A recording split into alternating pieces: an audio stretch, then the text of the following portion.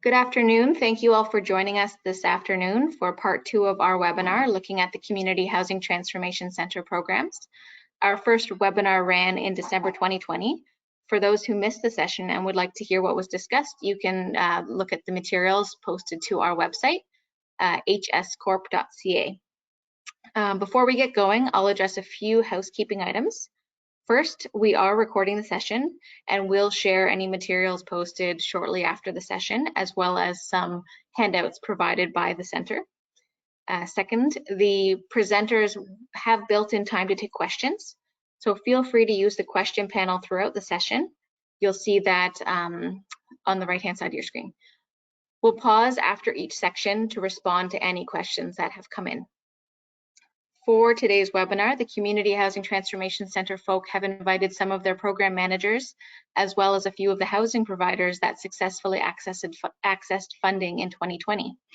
So as we have a fairly jam-packed agenda, I'll hand things right over to the center.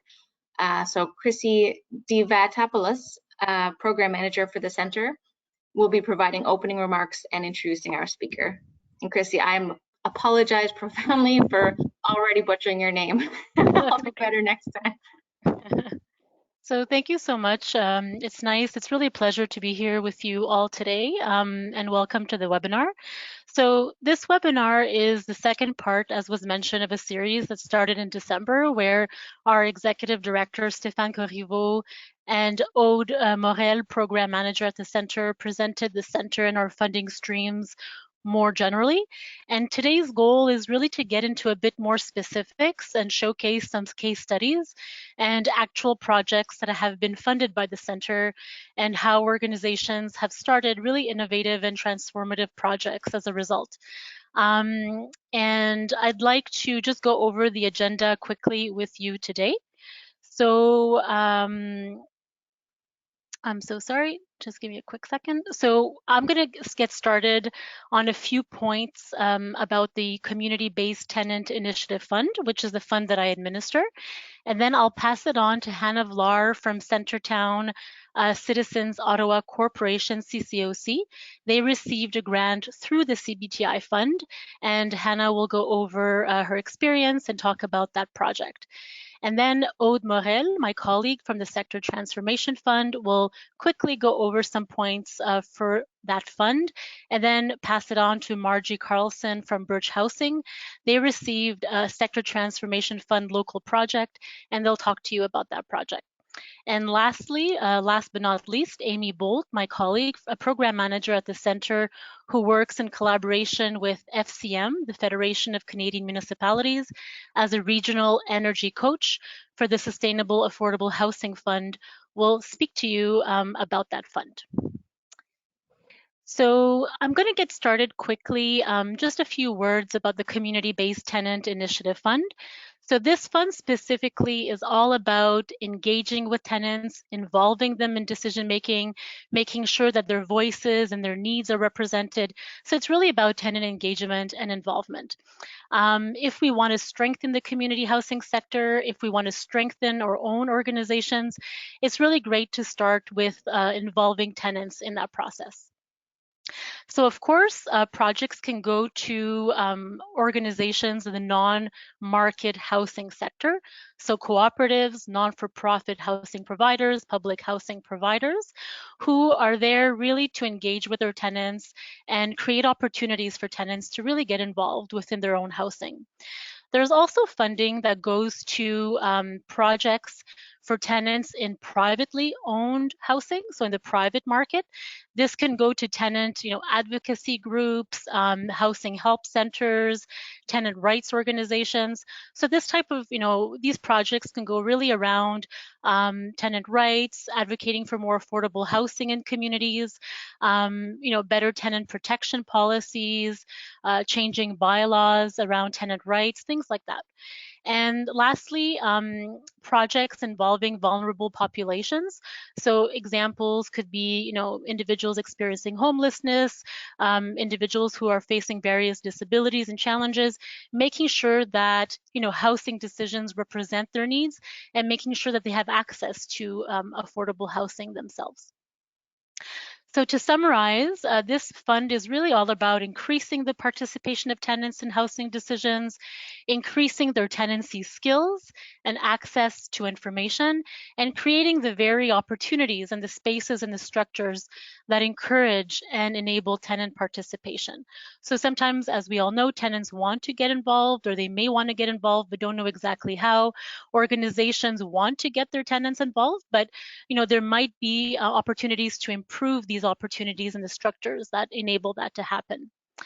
So just to mention, there's no deadline for the fund. It's ongoing applications. However, we do have money available per fiscal year, and our current fiscal year is ending at the end of March 2021, and we have money still available in this fund.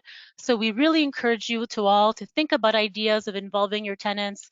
And if you have any questions, you want to brainstorm ideas, feel free to reach out to us. Also, the fund can, fund projects that are a few $1,000s up to $150,000, which is the maximum amount of funding available per project.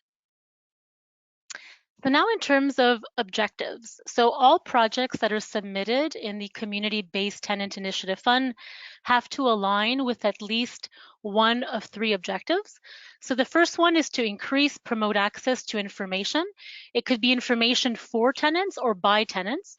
So videos, podcasts, it could be tenancy materials, guides, for example, that are there to help tenants, but it could also be tenants who are there to share their voices and their experiences more largely or more broadly. The second is to build capacity around housing decisions and responsibilities. So really providing opportunities for tenants to increase their capacity, receive training, for example, to be able to take on some of these responsibilities and decisions. And the third is to increase participation of tenants in housing-related decisions and projects. So creating tenant associations, groups, committees, consultations with tenants, just opportunities for them to get involved and to increase their participation. So the last thing I want to go over are some quick examples of eligible projects or eligible activities. This is not an exhaustive list, it's just some examples. So for example, increasing the representation of members from underrepresented groups on the board of directors and or committees of nonprofit housing providers, creating tenant leader groups or tenant associations or new committees for tenants to get involved, offering training to tenants, capacity building opportunities, integrating Indigenous knowledge within tenancy initiatives, organizing consultations for and by tenants in order to be able to know what they want and for them to share their input, and including a tenant voice and future build and housing services within nonprofit housing. So these are examples. If you have any questions, if you would like to apply for a project, feel free to reach out to me. My information is listed right here. So now I'd like to pass it on to Centretown Citizens Ottawa Corporation, CCOC. They're going to talk about their project, Tenant-Led Governance, Strengthening and Sharing Participant Resources in Community Housing. So thank you, and I'll pass it on to Hannah. Thank you so much, Chrissy, and hi, everybody. I hope that you can hear me, and I hope that you can see me. If not, hopefully one of my colleagues who are participating in the webinar can just let me know in the chat, but I'll forge ahead in the hopes that everyone can hear me okay. Thanks for the introduction, Chrissy, and I will just say my name is Hannah Vlaar, and my pronouns are she and her, and I work for Centretown Citizens Ottawa Corporation in our Tenant and Community Engagement Department. And I've been with the organization for 3 years, and it has been a thrilling part of my work to be working specifically on our volunteer programming and our volunteer engagement strategy overall. So I'll do 3 things in my 10 minutes with you, and I would love to have any questions specifically about any details that you hear. Because I only have 10 minutes and we have been funded for a 3-year project, this will be in general an overview of all of the things that we're trying to accomplish. But like I mentioned, if there's anything particularly that I mentioned that you are interested in or that would specifically benefit your organization, please ask the questions or you can reach out to me after the presentation. So firstly, I'll present CCOC and just give you a little bit of background information for our organization. I'll let you know what our needs were when we applied for the CHTC funding. and then I'll talk a little bit about how we're addressing those different needs. So firstly, CCOC was founded in 1974, and we purchased our first property in 1975 with $500 in the bank. So maybe similar to some other folks who are in the room today, we're a very grassroots, not-for-profit housing provider, and we're based in Ottawa. So we've now grown quite a lot. Today we own and we manage over 50 properties, primarily in Ottawa's downtown core. And so we offer about 1,600 affordable housing units, just to give you a sense of the size of our organization. So we've been very grassroots grown. And if you are a grassroots organization, you'll know that in that growth, there are moments where you need to really look at your processes and maybe acknowledge that you've outgrown some of those grassroots processes, and you need to just kind of level up and evolve your processes to be able to better reflect where your current organization is as time passes. So that's what we've seen with CCOC. We've grown quite a lot, particularly in the past decade or so, and we have really evolved some of our processes, but not so much with our volunteer programming and our tenant engagement. So there is a lot of work that has been done over the decades at CCOC in that sphere. But we've outgrown, like I said, we've outgrown some of those particular ways that we manage that. And we have a lot of repeat customers in our tenant sphere of engagement. So a lot of similar faces who sit on our board of directors or on our committees. So we are hoping that with this grant and with this opportunity, we'll be able to do more outreach and extend some of our governance spaces to involve all of our tenants and not just our most committed tenants who are engaged with us. So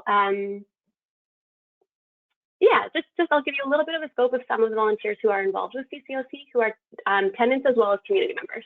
We have our governance volunteers, so that's our board of directors and our standing committees that reflect each of the departments at CCOC. We also have tenants who decorate the lobbies at the specific building where they live. We have our members who vote at our annual general meeting. We have tenants who volunteer to distribute our monthly newsletter where they live. So we have lots of different types of volunteer stakeholders as tenants who are involved in different ways, but that is not one unified structure. So overall, that feeds nicely into part two, which is the needs that we have had at CCOC. So as you can see them here on your screen, our first need was to incorporate an equity and inclusion lens in all of our volunteer offerings, especially within the governance program and related to the tenant volunteer program. So we also, similarly, we wanted to bring in new volunteers and volunteers that were consistently underrepresented in our decision-making bodies, so at our committee and board level. Our second need was to address the lack of representation on our board, so similar to the first, but distinct. And thirdly, we wanted to strengthen and better organize our volunteer program overall. So as I mentioned before, our volunteer program had lots of floating raindrops, so to speak, or separate programming, and we wanted to bring that all under one umbrella. So I'll talk about how we're addressing each one of those needs in our 3-year plan, and I'll scatter some of the best practices all throughout. And if you have specific questions, again, please ask us at the end. So that first one, looking at the equity and inclusion of our volunteer spaces.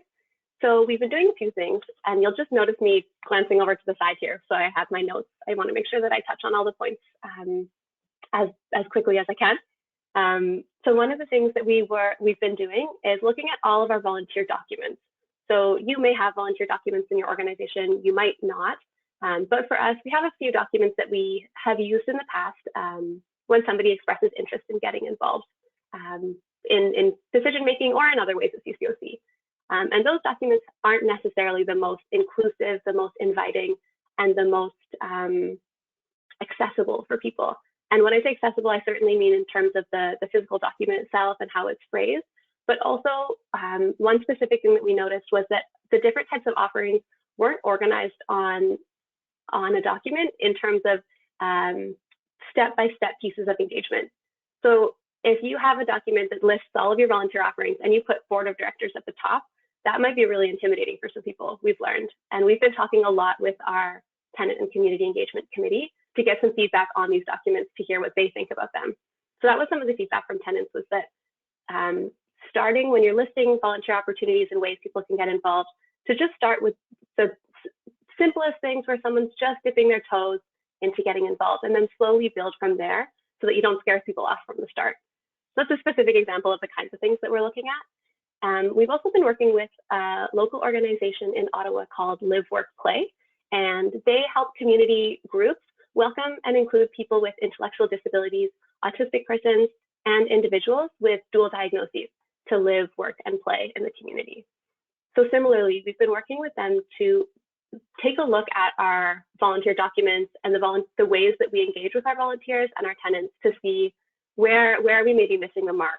We're not the experts in engagement with every single group, so we certainly lean on a lot of our community partners who are experts in their field so that we can ensure that what we're offering is accessible and inclusive for everybody.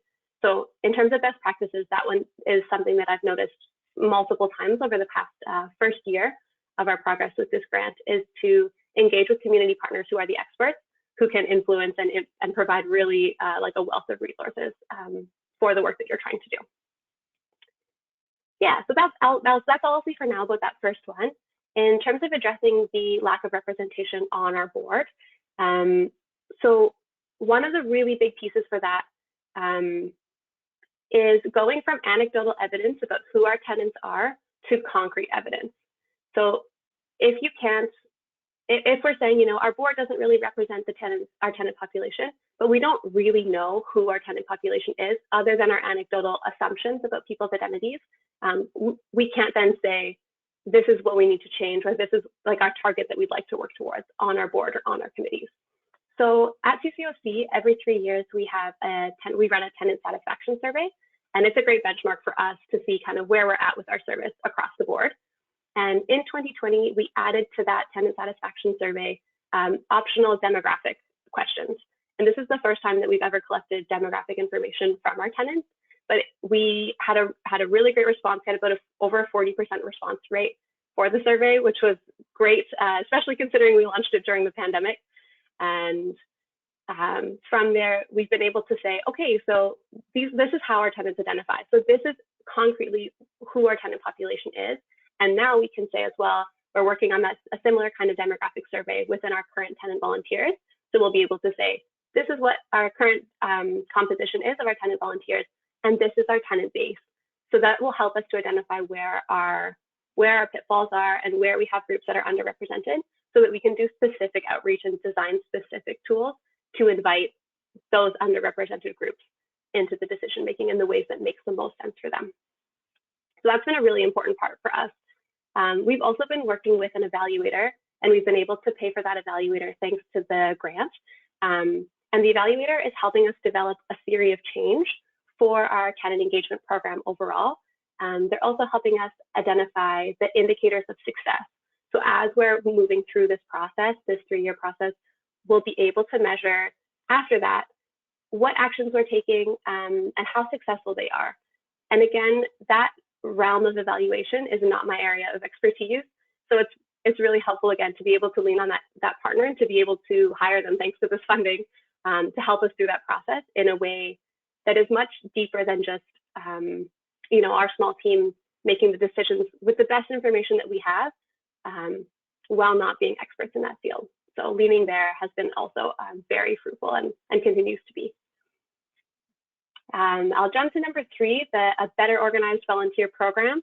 So as I mentioned before, we have all of these different spheres of people who engage with CCOC. We're tracking lots of very similar information in a lot of Excel spreadsheets. I don't know how many Excel spreadsheets you have where you work, but we have a lot. So one of the things that we've been working towards is finding a volunteer software program that works for us, where we can clearly identify Lisa, for example, just pick a name, all of the ways that our tenant Lisa is engaged with CCOC and all of the ways that she's interested in also furthering CCOC's mission and values. That's really important for us to be able to connect our tenants to the concrete ways in our community where they can make a change in the way that impacts them and that they're interested in. So tracking all of that information in scattered spreadsheets across our collective server is a little difficult, but bringing that over towards one software program, and we're looking at Salesforce. And there is some opportunities. We've been able to access Salesforce for free, it looks like. So I can share some more details about that process as well. But that's going to look really that will be really, really helpful for us in terms of evolving our volunteer program and to be able to be more efficient in what we offer and clear in what we offer to tenants so that they can access, like Chrissy was saying, they can engage with CCOC on the issues that matter to them clearly, and there's no confusion about how to access those decision-making spaces or the other spaces where they'd like to get involved. So I'm not sure where I'm at for time. I think we're about 20 minutes.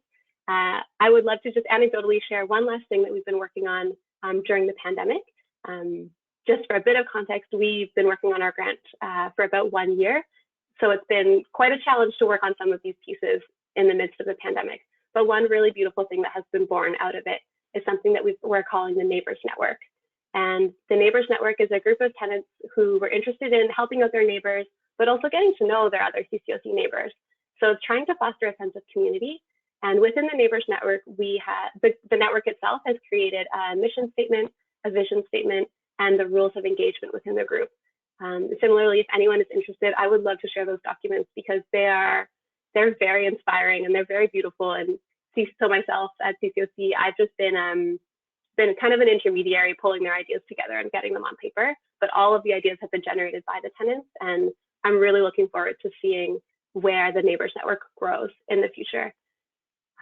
So I'll stop there for now, and I would love any questions if anyone has any. Thank you very much. Okay, it's Helen here. I don't see any questions at the moment, but I'll remind everyone, you can type your questions into the question box, questions for Hannah, questions for Christy, and we'll continue to monitor that to see if anything comes in. But thank you, Hannah. Thank you.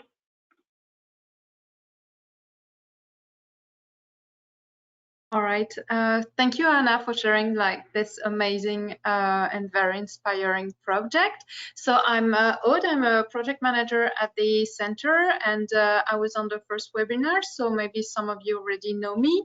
After CBTI, now we are going to talk about our other fund, the Sector Transformation Fund, and we will focus on the local project stream. So STF Local basically is a fund that helps organizations develop their capacity, develop successful models, practices. Our goal is to help groups become stronger, more resilient. We want them to have enough capacity so that they can offer more services, develop more units. Sorry, I forgot to. Okay, and here are a few examples of what we found with the STF Local project. So you could apply for strategic planning, portfolio assessment, business cases, feasibility studies, training, growth strategies, new software to optimize management on new tools, amalgamation, new partnerships, shared services. So Birch Housing did get a grant from the center, and I will let Margie Carlson, who is the ED at Birch Housing, present to you all the steps Birch has taken in order to develop their capacity.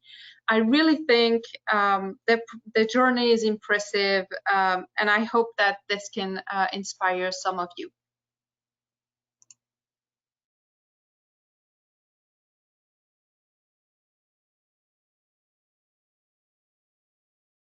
Oh, Margie, I think you're still muted, perhaps.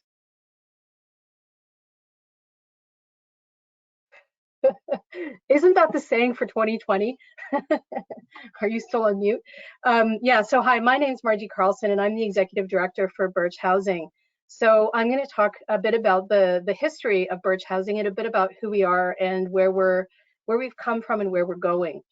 So Birch Housing is a nonprofit housing provider in the Greater Toronto Area and London of Ontario. So we're a very unusual housing provider because we have 9/10 properties, depending on how you want to slice the pie. We have 4 corporations and we operate in 5 cities. So for those of you that are joining from Ontario, you'll understand that we have 5 service managers that we deal with. So it makes our life very, very complicated. And this map gives you a bit of an understanding about the breadth of our portfolio. You can go on to the next slide, thanks.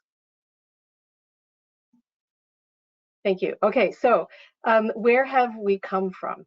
So basically, Interfaith Homes is the first name of our organization. We were formed in 1975, and over the next 20 years, spent most of the time developing 9/10 housing projects in, as I've mentioned, in Ontario. It wasn't until 2018 that the organization decided to hire its first staff. So from before 2018, the board was an operational board. I'm sure many of you understand what that means. So an operational board hires a property management firm and they make all the decisions themselves. So basically, with the decision to hire an executive director, the board recognized that it could no longer function as an operational board and that they needed to transition to a strategic governance board. It sounds really easy, let me tell you. It's been a really, really interesting, long process. So we started in 2018 by hiring a governance consultant to guide the board through a 13-step process, which is about to take 18 to 36 months. We're about 18 months, 2 years in right now, and we still have a long way to go. But we have some really critical things that we had to do first. So this is an organization that had never done a strategic plan. We didn't have a mission, we didn't have a vision, we had no values, which are things that most nonprofits are operating with these days. We also knew that the board was very unhappy with its name of Interfaith Homes Corporation because they felt that it no longer represented who they were. So we had a number of steps that we needed to do to look at our corporate identity. We also had to produce our first website, which is something that, again, the organization had never done. We had to go through steps to change our bylaws. We began a proper process to undertake board turnover and recruitment. I think that for many of you, you'll understand that a lot of nonprofits in Ontario have had the same board of directors for 25, 30 years. Interfaith Homes was exactly the same. That's now changed. We've gone through a process to initiate board recruitment, and we're finally putting in place the right steps to get the right kind of skills that we need on our board. We've also begun to build the organizational foundation. When you've had no staff for 45 years, it's amazing the information that you're missing. So we've been building everything from the ground up. And it's been a lot of fun. It's a lot of work, let me tell you. The other thing that we did was that we delivered our first portfolio-wide capital and operating budget. And so I think that our problems are always opportunities. You can change the slide. So one of the things that one of the things that we knew about our portfolio very early on is that we have a mixed portfolio where we have end of operating agreements and end of mortgages. So for those of you from Ontario, you understand that these are two completely different things.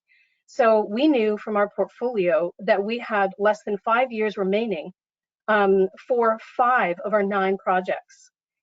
We also knew that we had 1 land lease that we have with a co-op that is coming up, and we also are subject to a land lease that is also coming up. So there's a level of complexity that we're under. And also because of my own history in looking at the end of agreements and end of mortgages, both at HSC and at ONFA, I knew that one of the very first things that we needed to do was to undertake a financial sustainability analysis.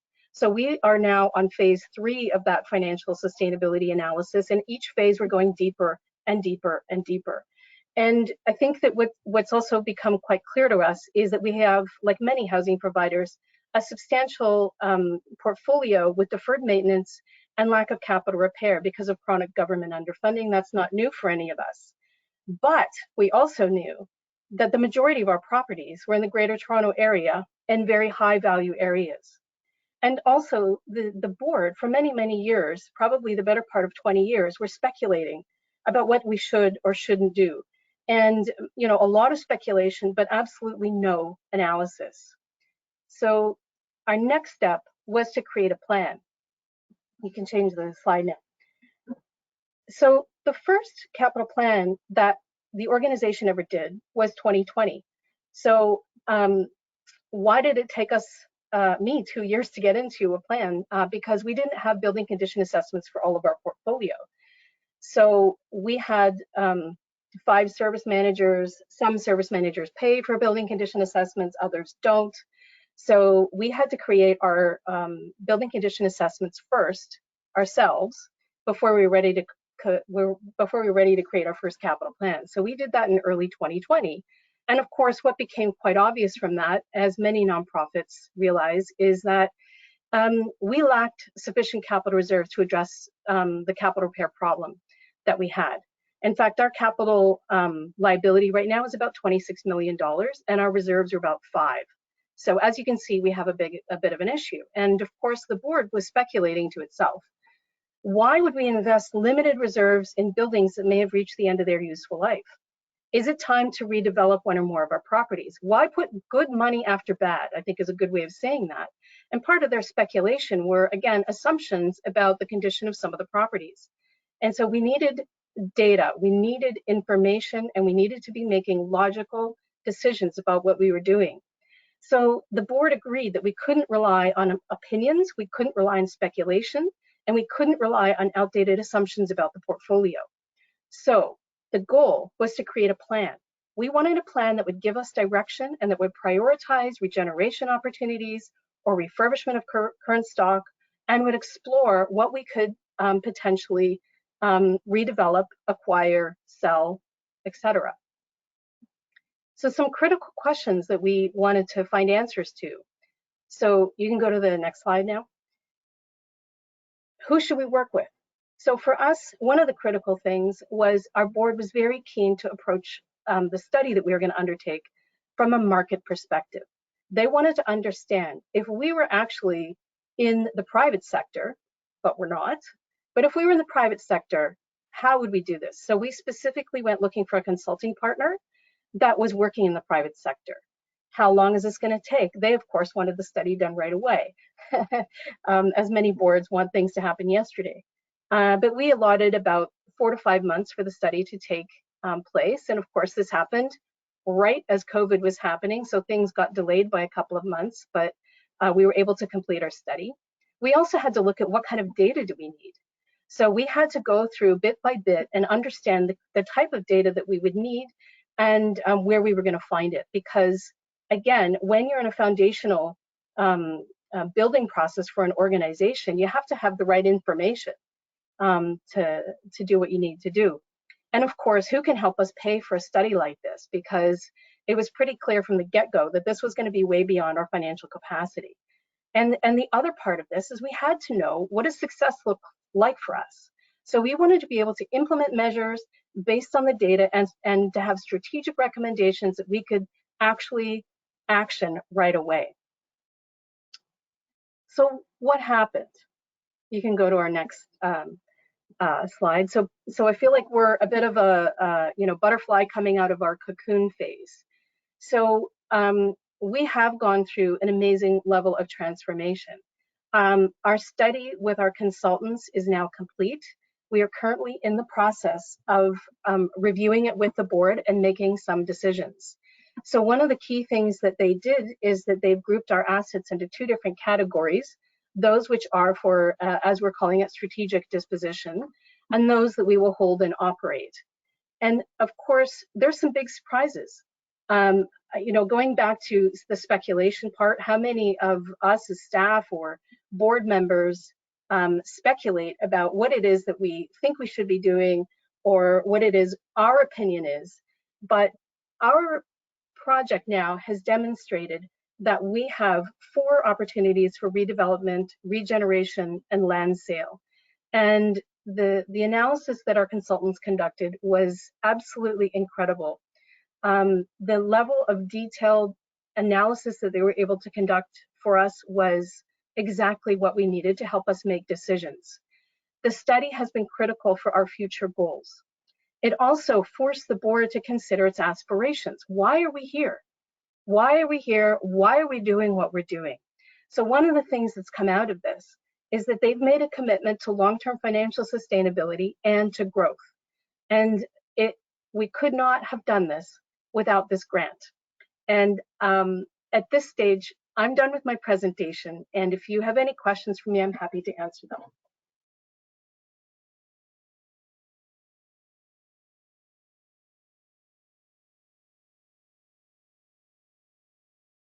Helen here. I'm just checking the question panel, and I don't see anything yet, but it could be that people just need a minute to put their thoughts together.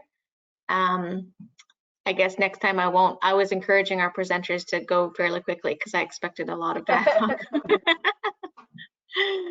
But I think there are some more presenters from the center planning to speak, so maybe we'll I'll keep an eye on the question panel, and if anyone wants to send in any questions, you know how to do that. But we'll move along with our next speaker. Aude, did you want to introduce your colleague? All right.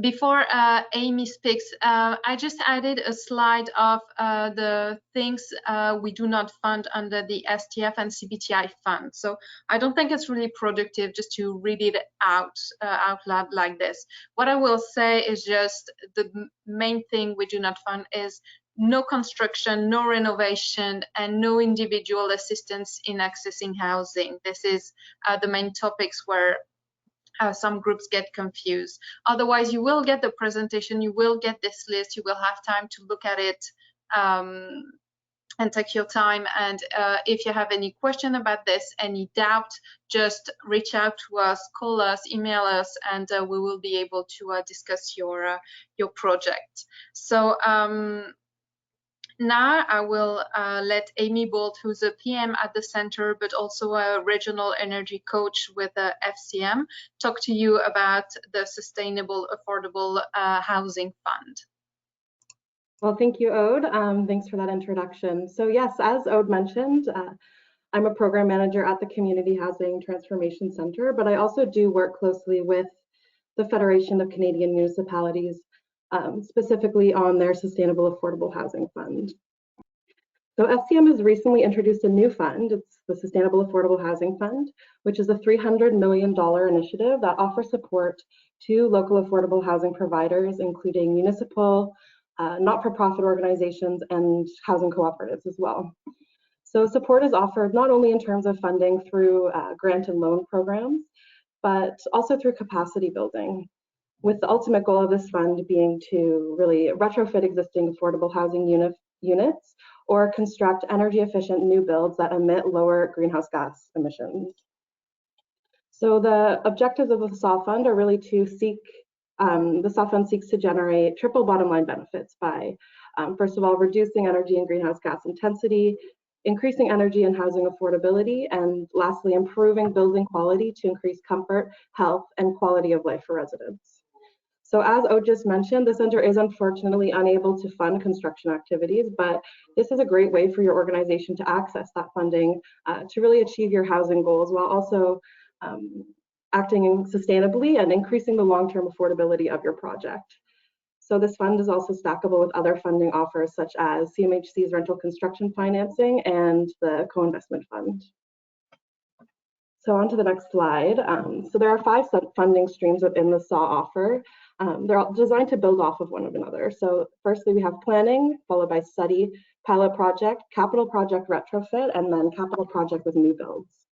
So planning grants are designed to help you initiate a sustainable housing project. The goal of this stream is to help providers successfully develop outputs that may support further applications for funding to continue with their energy efficient project development, such as in applying for a SAW study grant or for CMHC seed funding. So this grant is really intended to support the initial planning phase of projects through a variety of activities, such as project initiation and needs assessment, basic financial assessment, and stakeholder engagement, including identifying appropriate consultants, etc. So the planning grant can then help you prepare for a study grant. So a study grant is intended to detail and study the approaches needed to implement an eligible project through a range of studies, such as technical evaluations, energy modeling, financial analysis, site assessments, and detailed project planning. After undergoing that, you may wish to begin with a pilot project. So a pilot project seeks to assess innovative solutions in real-world conditions, either through a small-scale test version of a capital project or through a full-scale replicable test of a novel approach. So then in terms of capital project financing, you may wish to undergo either a deep energy retrofit or a new build. For an energy retrofit, projects require at least a 25% reduction in energy consumption to be applicable for funding. So again, I just want to emphasize that these are deep energy retrofits. Financing is offered in terms of both loans and grants. Grant and loan proportions are based on anticipated energy performance, so which offers additional incentive to build as green as possible. For example, if your project is anticipated to reduce energy consumption by 37%, you would receive a 37% grant and a 63% loan, which would be applicable up to a maximum of a 50% grant if your project reduces energy consumption by 50% or more. So for a new build, SAW requires projects to be net zero or net zero ready. This target can be reached through a variety of methods and performance standards, although SAW does not require any formal certification. Financing is offered at a 50% grant and a 50% loan. So lastly, in terms of just the eligible costs, both those related to energy efficiency and non-energy efficiency measures are eligible. So this, again, is really an opportunity to access funding for a capital project for the entire stage of the project and from all the different angles. And eligible costs are those related to regular business activities that are not specifically required for the project. So on to the next slide. FCM and the center have teamed up together under the Regional Energy Coach program. So the objective is to build the capacity and capability of affordable housing providers to initiate, build, and operate sustainable energy efficient housing projects. The center is home to 3 regional energy coaches based across Canada, myself being one of them. So we're really here to help you access this funding while increasing your organization's understanding of energy efficiency and your capacity to operationalize this understanding. So we have 3 key tasks. Firstly, to provide coaching on energy smart ideas and opportunities, including information on a range of conservation concepts. So we're here to help bolster your organizational capacity. Of course, what this looks like is dependent on your context, but we can provide palatable information about energy efficiency and help you access additional funding, such as from the center, to increase your organizational capacity to a point where you're prepared to apply for SAW funding. Secondly, we're here to assist and guide your organization in identifying and evaluating the feasibility of energy retrofits. So we're in the process of developing a methodology to allow us to perform virtual walkthrough energy audits. So we'll be able to virtually go through your building and identify opportunities for energy conservation, such as replacing windows, lighting, etc. And from there, we'll be able to recommend whether or not to engage with a full energy assessment as part of a SAW grant. Beyond this, we're also here to help you with the preparation of your application for SAW funding. We will be able to guide you through the application process and review your project together to ensure that you're as prepared as possible ahead of your submission. And we're well aware that it's easy to be overwhelmed with all of the information about green building and energy savings. Just the next slide, please, Ode. So no matter how big or small your organization, we're here to help you. There's definitely no need to have any expertise in the realm of green building. We can help you start small, for example, by evaluating your energy bills to see if there's any potential savings based off of simple changes, such as educating tenants, changing light bulbs, etc. And then we can work together to see if there's a potential for a deeper energy retrofit and then guide you in the right direction, helping you connect with the right people and accessing the right funding. So if you're interested in learning more about SAW funding and the Regional Energy Coach program, you please reach out to me, Amy Bolt. You can see my email there is in the bottom corner, but it's a.bolt@center.support. So thank you. If you have any questions, I'd be happy to take them now, or feel free to shoot me an email at any time and I'll get back to you for sure. So thank you. That's great. Thank you, Amy. I have a question for all of the center, I suppose. In terms of, I believe you mentioned that your fiscal year ends in March. Does that mean that all of the funds will replenish to the same amount for next year?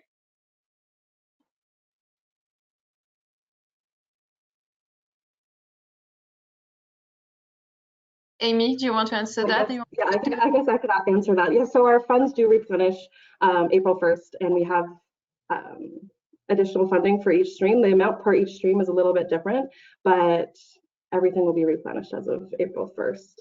But just to reiterate the fact that we do have a lot of available funding to be spent in our CBTI stream prior to April 1st. So if you're thinking about an application for CBTI, it's best to get that, best to start thinking about that now and really start talking to Chrissy to get that in as soon as possible.